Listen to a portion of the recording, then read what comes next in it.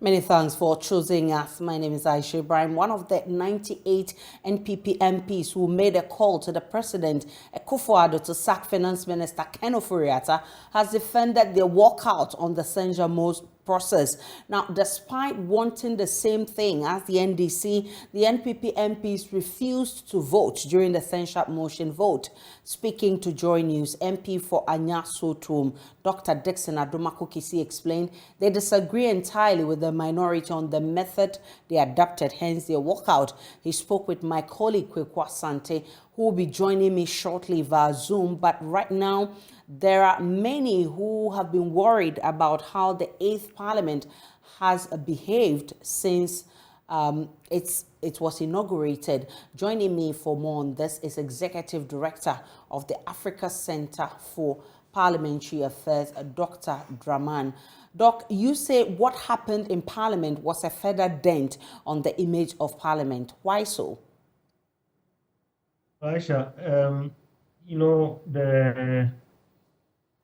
we all were very excited when we heard the rebellion within the ranks of the NPP, and this coupled with the fact that already the minority side had been sounding alarm bells about the performance of the Minister for Finance.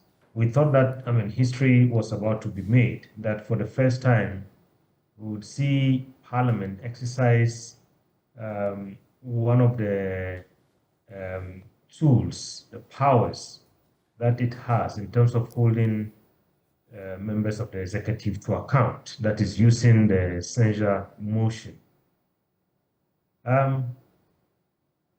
Fast forward, several weeks and several events later, we were all witnesses to what happened yesterday. The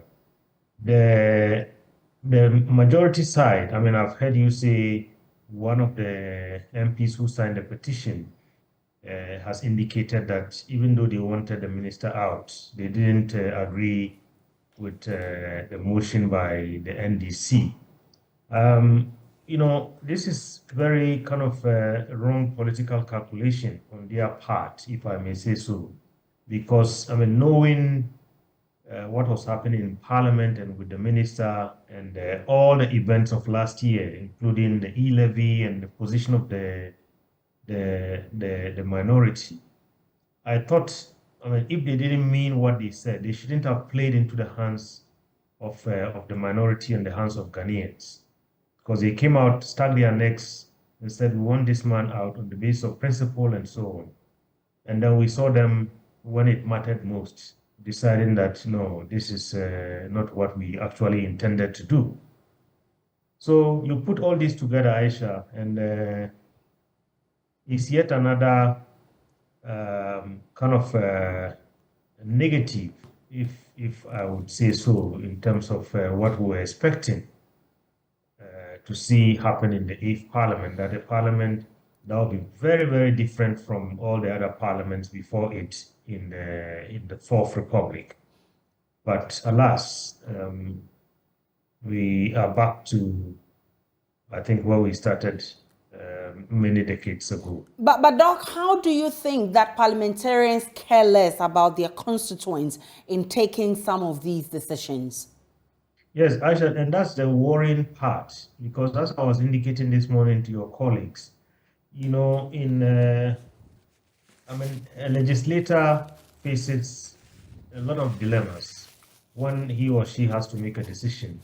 And over the years, parliamentarians across the globe have been criticized that whenever they are confronted with that dilemma in terms of should they be looking at the national interest, the constitutional interest, the interest of the people, or the interest of some interest groups, party, president, and so on. In most cases, they have chosen to abandon the interests of the people that elected them and go with some of these other interests that are actually not the reasons why they've been elected to represent the people. And on this occasion, I think we saw that repeat itself, that at the end of the day, some of the MPs, including the leader of the group that said, we want this man out, said that that's what the constituents told them. The NDC group say that that is what Ghanaians are clamoring for. So they are listening to the cry of the people. And then in the end, we saw that it was the party that prevailed because they were whipped into taking that position. I think that is all clear. We saw the statement that was signed a couple of weeks ago by the General Secretary of the MPP and the whip from the majority group. So in the end, it's not about you and me. I think in the end, it's about some other interests, and that is quite unfortunate. Because if they didn't mean it, I mean, those 80 MPs had no business telling Ghanaians that we want this man out. Now, how do they respond to people questioning their credibility and saying that, and some people have already even started alleging some underhand dealings. I mean, I was on a panel this morning with Dr. Makuba, and he made a number of claims about what might have happened. That's quite pathetic. That's quite pathetic, Doc. Are we going to continue like this? What must happen for this to change? I think, unfortunately, in a democracy, Aisha, we have a lot of tools at our disposal as citizens. I mean, we have seen in many countries, well, I mean, if you are not satisfied, you come out and speak out, and so on.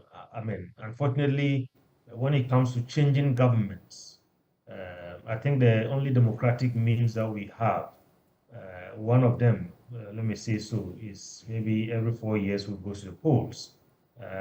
But we have seen countries where people have not been satisfied and they came out and through popular kind of discontent, they've been able to change governments. So I don't know what's going to happen in our country, and I don't know whether our country is prepared for this. I mean, otherwise, I think our option is to wait until the next time you and I have an opportunity at the polls, and then the citizens will decide whether the MPs really represented them or not. Definitely. That time is just near. And it's around the corner. We will voice out our frustration. Thank you so much, Dr. Rashid Rahman. He's director of the Africa Center for Parliamentary Affairs. Now, the Association of Health Service Administrators Ghana is lamenting the adverse effect of the current economic crisis on the operations. To be able to stay in business, the association is calling for an interim National Health Insurance Scheme tariff dispensation and immediate reimbursement of outstanding claims to avert imminent shortage of medical commodities and the possible collapse of healthcare facilities in the country. In a press statement released after an annual general meeting held in Takoradi last week, the association cites the rising inflation, high fuel costs and exchange rate depreciation as the reason for the astronomical increase in cost of health commodities and other inputs for quality healthcare delivery. Listen to the Public Relations Officer of the Association of Health Service Administrators, Abdullah Yaro Haruna.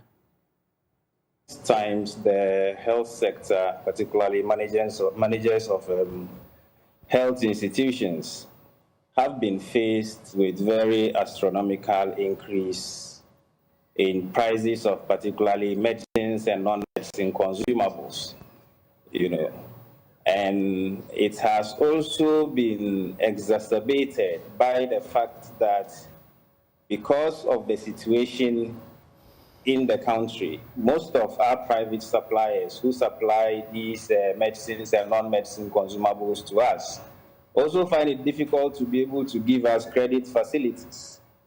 So they usually will demand for payment on delivery for these medicines and non-medicine consumables.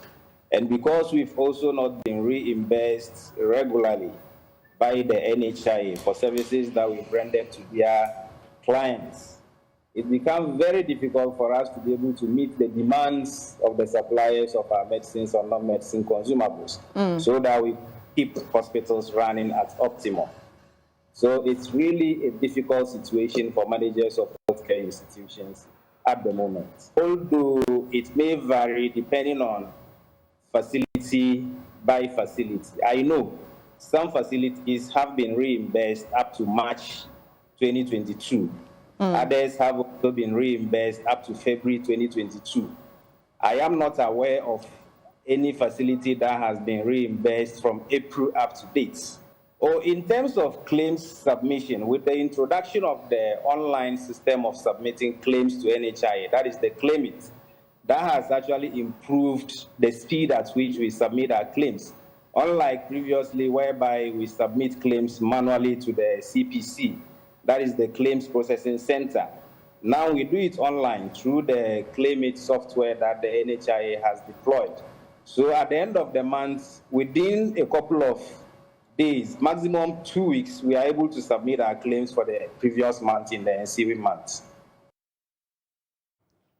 Meanwhile, American Ambassador to Ghana, Virginia Palmer, is urging the National Health Insurance Authority and the government to reimburse claims made by the Upper West Regional Medical Stores to enable it function effectively. She notes that once the claims are paid, it will enable the medical stores pay its supplies and function effectively. Virginia Palmer made a statement during a day's tour of the Upper West region. JoyNews' Upper West Regional correspondent Rafiq Salam has more. The American ambassador to Ghana, Virginia E. Palmer, stated that the northern Gulf of Ghana, for that matter, the entire country, matters a lot to the United States of America, and thus explain why she embarked on the tour of the Upper West region. She said the American government is particularly concerned about security in Ghana following the surge in violent extremism in neighboring Burkina Faso. Security in Burkina Faso has made everybody more concerned about violent extremism there. And so I have long admired the government of Ghana's approach and the government of Ghana's recognition that inclusive economic growth and prosperity in the north and social cohesion is an important weapon against violent extremism. So I came to see how the United States might be helpful, and I met the regional minister and the Regional Security Council, which was fascinating, and I appreciated being able to talk to all the people that keep all of us safe, Ghanaians and foreigners like me who live in Ghana, the police and the fire service and Ghanaian armed forces. Virginia Palmer also took a tour of the regional medical stores to ascertain how key interventions relating to the supply chain systems are working, given the partnership and support the government of Ghana received from U.S. aid in many respects. The regional medical stores serves as a center for the storage and efficient distribution of medicine and non-medicine logistics and equipment to all health facilities across the region to enhance the delivery of quality health services to the people. This is done through the receipt of various items from the national level and sometimes and regional level procurements to stock the stores for distribution to facilities.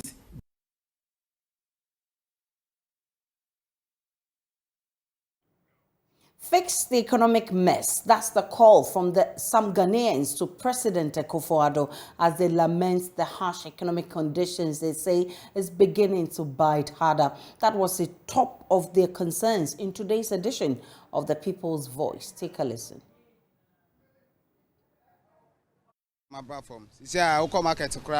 Government should work to reduce the price of goods. My transport business is almost collapsing. Now fuel prices so intimate to fuel. When your job kakra kwa, this kind of to fuel. Real name si kwande. Enkoye my kra. Abaning yeah, they can abandon. This government hasn't done much to help.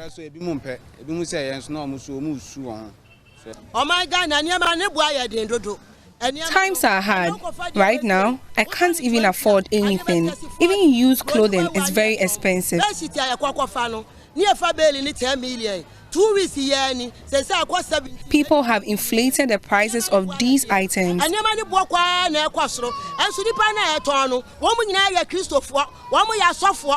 These are supposed to be old stock, so why are they selling it this expensive?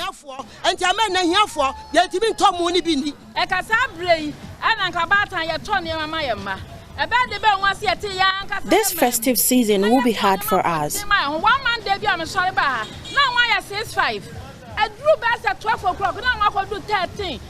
No one is buying from us, so we can't even buy anything.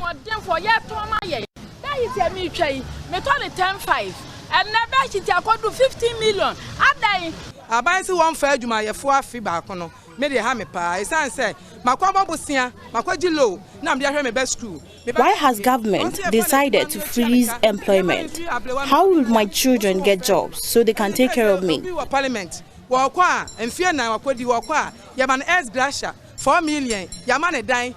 I schooled my children on loans. How do you expect me to pay back when they can't get jobs? Government should reduce its expenditure so that they can employ our children.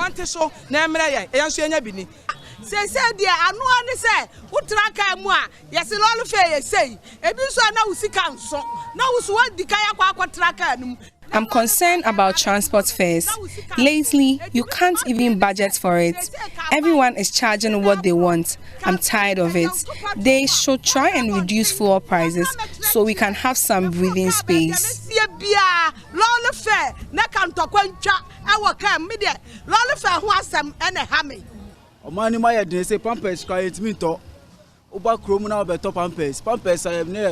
I went to the market to buy pampers. I couldn't afford. You can barely afford anything in the market nowadays.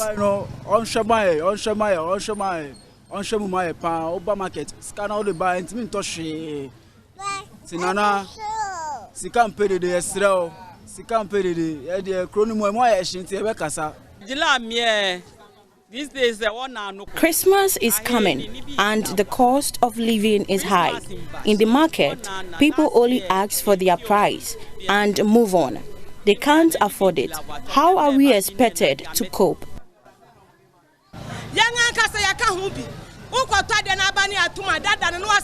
We are the cause of all of this. We should also help by contributing our quota.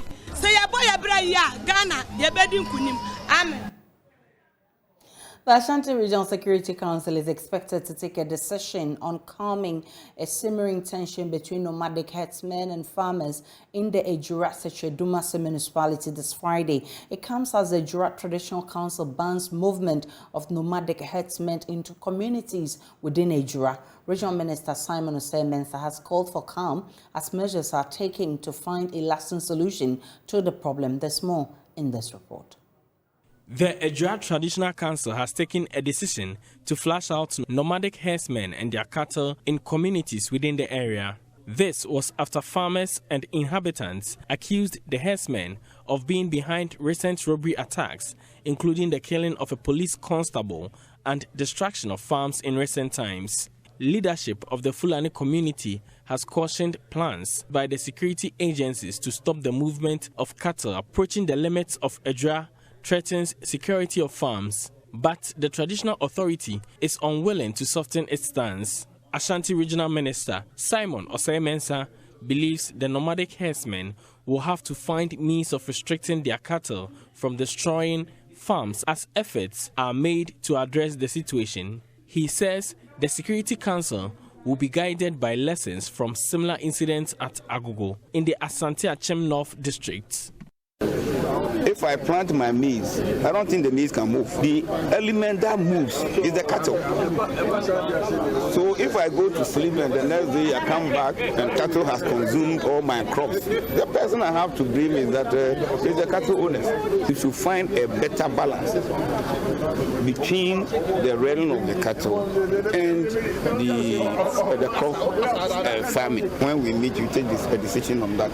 All that we've informed the chiefs and people of Midday that they should exercise some patience and some restraint, and going forward, we find a solution to the problem. The minister spoke on the sidelines of an event to inaugurate the board of the Peace Council in Ashanti region. 13 members, including 6 retained board members, were inaugurated. Board member of the National Peace Council, Nana Ejakoma Diffie II, urged the regional members to discharge their duties effectively.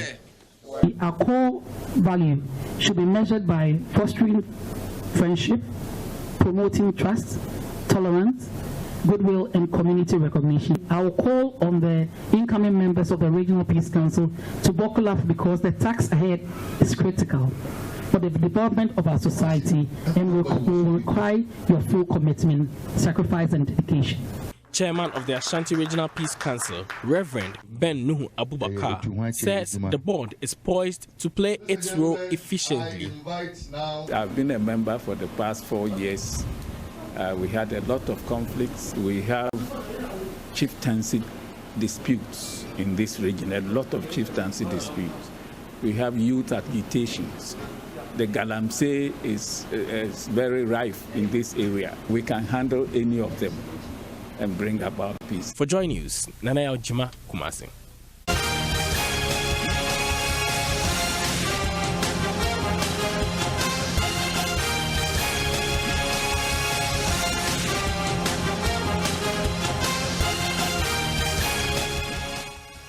He's one of the sharp and loudest communicators of the opposition National Democratic Congress. After years of leading the party's Ashanti Regional Youth Wing, Broja Jemfi says it is time for him to take over the youth wing at the national level. He says he is the party's best bet to build a resilient youth wing that can help the NDC wrestle power from the NPP. Ahead of that crucial National Delegates Conference, Kwekwa Santi of our political desk shines light on Broja Jemfi, who is seeking to oust incumbent George Opariado.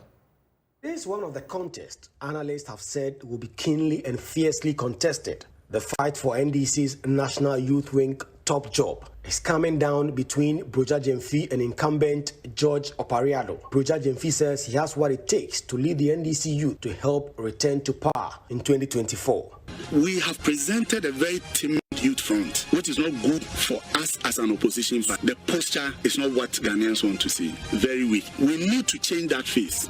A part of his activities in the limelight has been leading demonstrations, which has cast him in a battle with the police on several occasions. The police has acted in bad faith from the beginning of our engagement with them. And we think that what happened yesterday was predetermined. And if you see the actions of the police, it was very clear that they didn't want the demonstration to happen.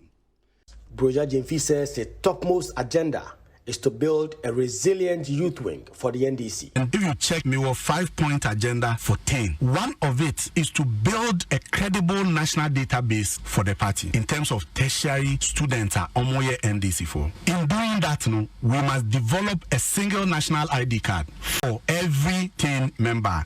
To say party, say ufa party card. Obi Olojokuku, now they compare Obi or China Paga. Just by removing the card, Obi Abon say way NDC card. When we do that, you better synchronize. Now every party member, including 10 members, be reduced once. He alleges a ploy to remove from the party's delegates list loyalists of his who are 10 executives. I will not do anything that will affect the image of the party. But say 10 for Antoine, National Youth Election, Embassy must have a database. The party must have a database. He has already gotten support from some party bigwigs, including MPs, and will be counting on them when the delegates go to the polls. For JoyNews, Kwekwa Santi. The Kumasi Metropolitan Assembly has launched a second annual report on the road safety alongside measures to curb road traffic deaths. The report includes vital technical strategies and essential data from police crash records, which indicate that pedestrian knockdowns account for 76% of road fatalities in Kumasi. Nana Boache Dankwayadom has more in this report. The Kumasi Metropolitan Assembly report on road safety is in collaboration with the Bloomberg Philanthropies Initiative for Global Road Safety. The report indicates about 76% of road traffic deaths in Kumasi were pedestrian knockdowns. The pedestrian fatalities were mostly caused by pickups, buses and minibuses. A representative of the Kumasi mayor, Kojo Akuyamwa Boateng, indicated the crystal-fallen feeling that comes anytime the record of traffic death rises.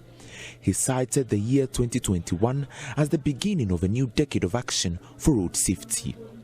There is a phone call or a knock on the door that we all dread, one in which we are told that a loved one has been killed or seriously injured in a traffic crash. We shiver as emergency vehicles speed past us on the road to attend to crash situations.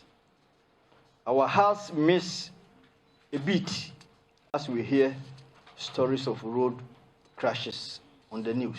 Regional Technical Advisor of Africa Road Injury, Raphael Ewa, also observed the consistent increase in road traffic death in Kumasi since 2016. First is that the findings have shown that there's a consistent increase in the number of reported deaths in Kumasi since 2017.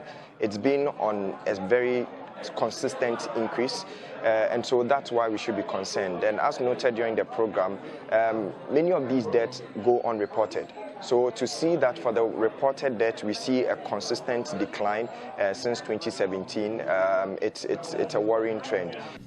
Kinsley Rekon, Road Safety Coordinator at KMA, says findings of the report will guide strategies to attain a significant reduction in road fatalities. Agency stakeholders who are in the jurisdiction of that area or corridors, you have to inform intervention based on the findings for the report. For example, we've noticed that 6 out of 10 pedestrians crashes are caused by pedestrian fatalities. So with this, what are we going to do? The corridors notice, for example, PB bypass, what are they doing there? Maybe there are technical areas they can look at. It can be engineering, it can be enforcement, it can be other activities. Yes, so all what this road safety report is telling us, what we ought to do, and anything which we can do to limit fatalities and serious injuries. Nana Boachi Dankoyadom reporting for JoyNews. Brace yourself to pay more for chicken this festive season because the Ghana Poultry Farmers Association is estimating an upward adjustment in the price of your favorite protein source. Poultry, initially selling at 55 Ghana cedis 2 weeks ago, now sells at 70 Ghana cedis on the market. However, this current price is expected to inch up before Christmas. President of the Ghana Poultry Farmers Association, Vincent Oponwusueje, attributes the increasing cost to expensive poultry feed and pharmaceuticals. There's more in the following report. Chicken is enjoyed in most Ghanaian homes as a protein accompaniment to their favorite local meals, including fufu and rice and other continental dishes. It is the cheaper protein alternative to other meat sources. But the live chicken, eaten largely on festive occasions like Christmas, will see a marginal increase at most vending points. As for Christmas, you have to give Ghanaians the fresh and healthy chicken. Vincent Oponwusueje is president of the Ghana Poultry Farmers Association. The brown one, the layer, as of now, we've priced it at 70 cedis per bed, the brown one. The white one, the broiler, in fact, it will depend on the weight. That's why we cannot give any price for it. With only a few days until the Christmas holidays, prices of both the broiler and layer breed have already increased on the market. Abna Boachewa sells poultry at the Ija market. First near the G60, they say almost at they say 70 cedis. White one, no, almost when first near the G65, they say 100 cedis. Prices of poultry have seen nearly a 100% increment during the same period last year. Last year, by this time, not at 35. And then I'm saying, okay, by this time, they're call 40. The Christmas, mean age now 40. After Christmas, and I call 45. This year they are costly too much. The exorbitant cost of feed and medicines for the upkeep of the animal are attributable to the ballooning price of chicken. If you look at the cost of production, I mean a ton per feed, which was 1,500 Ghana cedis per ton, is now 6,700 Ghana cedis. The percentage is too huge, and this is affecting the poultry industry. For vendors here, the imminent price increment would mean a bad market for the season. They say no nearby because of say 50 and go 55 per go 60 70 per no. Our background now when ready sir. To buy a senior make samba. After Christmas and a day and a back from ground. Because one to me I could go back best 75 metako back and so not to talk no. Regardless of the economic turbulence facing the country, are you willing to enjoy your scrumptious and succulent chicken this festive season? From here at Aisha for JoyNews, my name is Emmanuel Bright-Kweku. We're still live on JoyNews today. We'll take a break. When we return, we'll bring you everything you need to know in business.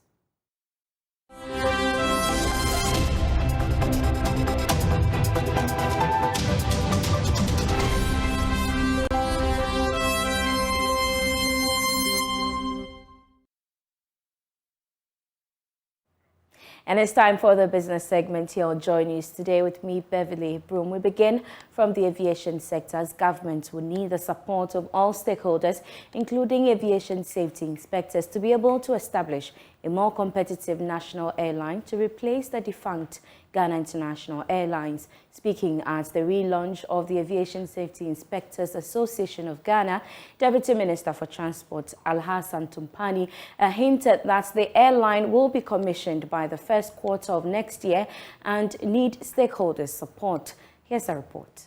The relaunch of the Aviation Safety Inspectors Association of Ghana is part of commitment to ensure safety of air passengers at the country's airports. Speaking as guest of honor for the event, Deputy Transport Minister Alhassan Tumpani assured the association of all necessary support by government to accomplish their desired results. The Deputy Minister also used the occasion to seek members' support and assure that the national airline will be launched in the first quarter of 2023.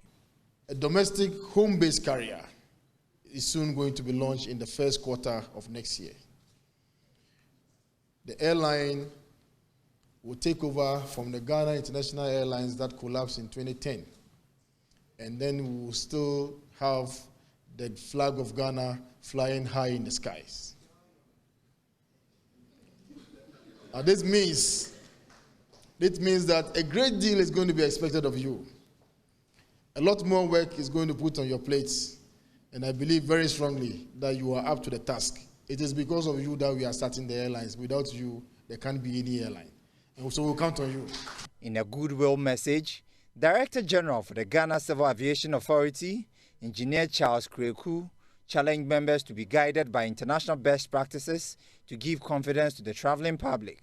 On this day, the relaunch of AFCIAC, I wish therefore to challenge members of the association to continue to adhere to ethical and moral principles, act professionally, remain steadfast, and work hard to ensure safety, security, regularity, and efficiency of aircraft operations in Ghana and beyond. Some past members of the association were honored for their good performance during their active services.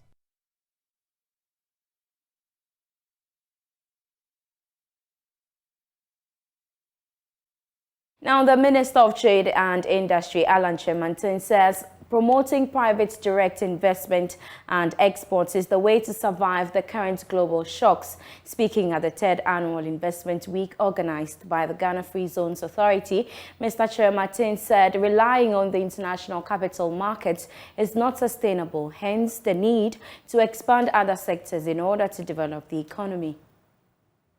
The Annual Investment Week celebration is a series of activities organized by the Ghana Free Zones Authority to promote exports among small and medium-sized industries.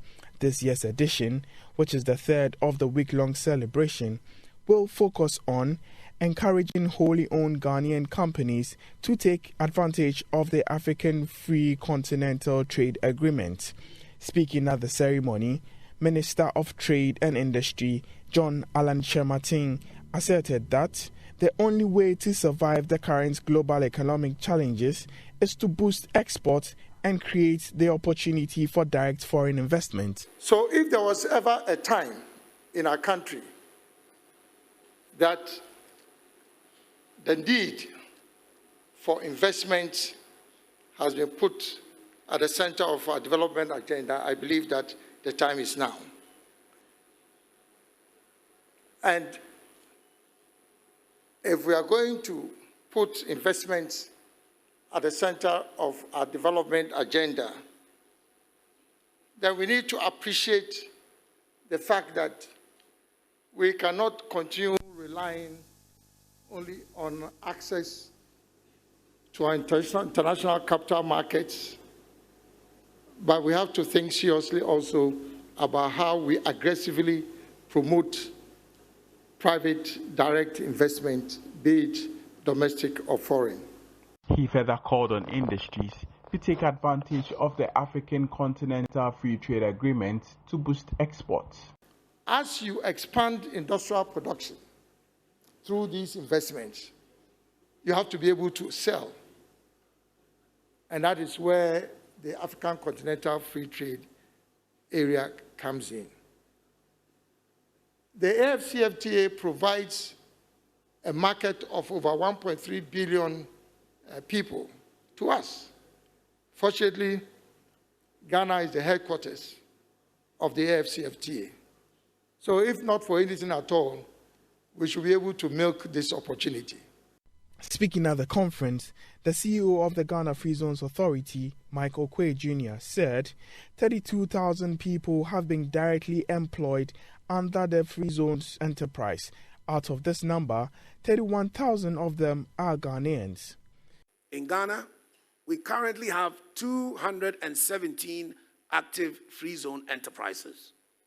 Cumulatively, the Free Zone enterprises have made and achieved an export earning of over 27 billion United States dollars, employing about 32,000 people directly. And out of these 32,000, ladies and gentlemen, I wish to announce that 31,000 are Ghanaians.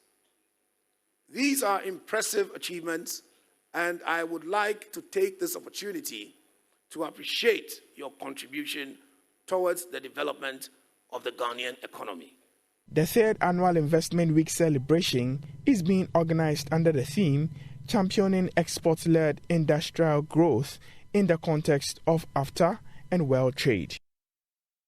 We have more business on myjoyonline.com/business. My name is Beverly.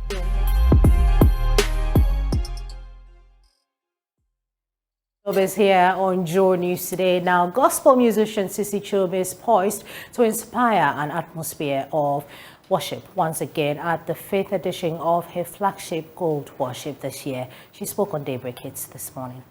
This event is called Gold Worship.